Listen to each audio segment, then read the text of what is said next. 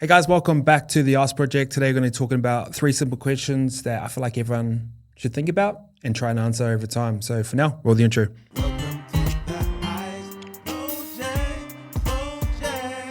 All right, I first saw this quote, I actually posted up the other day on my Instagram story, but Naval Ravikant, who's an angel investor, who's one of my favorite people to follow, and he's been a big inspiration of why I post content in a certain way. Like, he's one of the smartest guys that I've ever listened to. But the great thing about him, he makes life seem simple. Like, he has simple quotes and phrases that I really love. And if you want to go check out one of his episodes, I encourage you to go listen to him on the Joe Rogan Experience, which was, he'd done it like 5 or 6 years ago. And I remember watching it and it changed my life.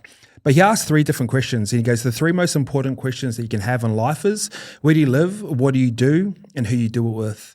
And I actually posted this on my Instagram, and I had a few people come through the DMs, and one of them was like, shouldn't the first question be like, are you happy?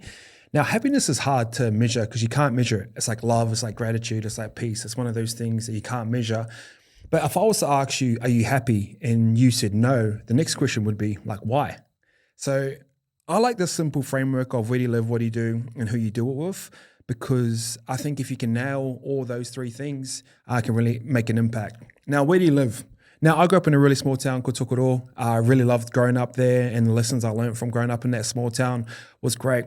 But I also knew that, like, for me to expand my horizons, for me to do different things in life, I knew that small town was actually limited by opportunity. And even when I go back now, there's like a certain mindset around it. And I think one of the biggest things you can do when you're a little bit younger, especially if you come from a small town, is go explore, like go travel as quick as you can. And I was lucky where my parents took me on overseas trips, and I know not everyone was as lucky as that. And I come to Australia when I was 10 years old, probably older. Actually, I come to Australia when I was 10 years old, got to see like Dream World and all that stuff. As a kid, that was like basically Disney World for us. But I come when I was like 13 or 14. No, I was 14, and it was actually the 2004 grand final. And I remember walking into ANZ Stadium from the outside in, like looking up at it, and it's one of the first times I've been in a stadium that big. And I just remember being like so intimidated and so scared by it. But I was also very excited about it. At the time, I was playing football, and football was my dream. But to just put myself in that circumstance, when I went back to my hometown, I had one thing in my mind, is like, I need to get out of my hometown if I really want to make this happen. Now, the mindset of locations is really important. And I'll give you an example of the Gold Coast right now. And I met this guy today, he's from Melbourne. He goes, fuck, you guys train early here. And it just becomes part of the lifestyle. The sun gets up at 4:30 here, which is like crazy. Our whole gym that I train at, everyone trains at 4:30. All the fittest people train around that time. So you see the environment of everyone around you, and like they're fit and she's fit, and everyone wakes up early and they train and they go for coffees and they go for swims. Like, hypothetically, if you're living somewhere that's cold, damp, and dark, that waking up in the morning to exercise is always going to be a lot harder. So don't underestimate the location of where you live on the importance of it, or even plugging yourself into those types of energies of the city is really important. Now, even like last year, I went to New York. I stayed there for a month just to see if I could tap into that energy. At time, I was a little bit lost within life and business, and I just wanted to see what it was like. Now, when I went to New York, I was like, yeah, this is it. This is the Mecca. I'm going to be so inspired by it. But what I actually missed was the mornings, the beaches, because I'd wake up at 5 o'clock there. I'd go around, like my local cafe wouldn't open until 7:38, which is like late here. And it was a nighttime city.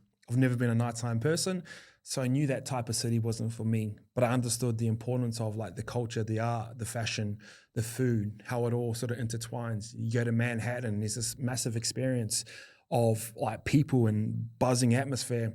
But I actually found that I got overstimulated from it. Once I left New York, I'm like, I need to live by a beach because it brings me peace, it brings me calm. And that's what I'm talking about, the importance of location and where you live. And let's use Sydney, for example, where I used to live out in Penrith, and over time, just moved closer and closer to Bondi. Moving Bondi was one of my goals. So when you go to Bondi, everyone's chasing it. Everyone's ambitious. Everyone wants to be successful. Everyone wants to be seen. So you move into that environment and becomes like really important. So if you're not motivated at the moment, or you're someone who's not naturally self-motivated, look around at your location. Sometimes you need a bit of a switch up. So that's question number 1. And the other part is I've got friends that are from New Zealand and they've come over here and chased success, but they've actually moved back home and they feel connected to the land. And therefore, that connection and grounding has helped them be successful as well. I'm not always saying that you always have to go to a bigger city, but it's important to try those things because you can tap into the energy, you can tap into the people, you can tap into the mindset of the place, and you grow with that place. You think about environment and locations like the biggest environment. What you do, question number 2. What you do is one of the most important things. I talk to a lot of people all the time about everything. And one of the questions a lot of people ask when you meet them is, what do you do for a living? Now, if you think about, we spend a third of our life in our working environment. So most people work 8 hours a day. There's 24 hours in a day. So therefore 8 hours of sleep, 8 hours work. A third of your day is based around what you do for work. Now, we're lucky we live in a time where it's never been easier to be successful. But in saying that, there's also never been so many options in life where we're almost crippled by opportunity. It's like, when you meet a kid who's basically had everything handed to him his whole life, and then the one time he gets no, it like ruins him. And I feel like that's sort of us as a society right now. There's almost too many options and we don't really know what to pick. And we're always comparing ourselves to other people. It's just kind of the economy that we live in or the times that we live in. But it's never been easier to create something or create a dream life. And we talked about personal branding in the last podcast, but it's never been a better time to do something like that. Now, what you do is really important because, like you said, it's a third of your life.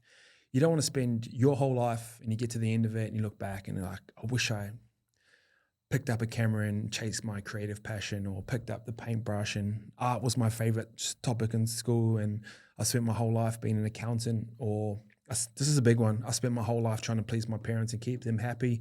It took them away from my passion and now I resent them. What you do is really important. And we talk about what you do in location. If what you want to do is not in your current location or your current environment, and when you look around at your people, it's time to change locations. It's time to change circle and move towards that. And a great example of this is San Francisco. When the tech bubbles took off, anyone who was aspirational, that wanted to be around tech or the growth of that industry, all moved to San Francisco. Same way that anyone who wanted to be actress, they moved to Hollywood. So understanding what you want to do for the rest of your life or what you're passionate about right now, where's the environment for that? Put me in that type of location. And the last one is who you do it with. Now, the natural progression of life is to obviously start on your own, move your family, move out, find a partner, have kids, And I haven't got to that point in life for me right now, so I don't understand that. But what I do understand is like I have been super successful in the past where I've made more money than I've ever made before, even more so than playing football. I've been able to do whatever I want, but I was so ambitious in terms of chasing the carrot, chasing the next sale, more money, nicer cars, better holidays. I got to a point where I was really, really lonely, and because I had no one to share it with, so that's you don't want to be successful on your own. That's one of the most important things. You want life to be a shared experience. You think about how we create friends in life. I've still got friends from kindergarten and primary school. We were strangers. We had a shared experience. We come together, and then over time we have that shared experience, and then we become close. I played sports. Our shared experience was playing rugby or footy, and then trying to win games, and then trying to win a competition. Through that shared experience, you create great friendships. And the next part of business is I've created great friendships through business because we can relate on a certain level. Now, if you're listening to this, you might have a family and you can understand this might be the easiest part for you. This might be the part where I want to create a life for my kids or my partner that we can do whatever we want. So finding someone to share success with is the important part. And that's the part I'm still trying to figure out. I've got my location and I love living in the Gold Coast.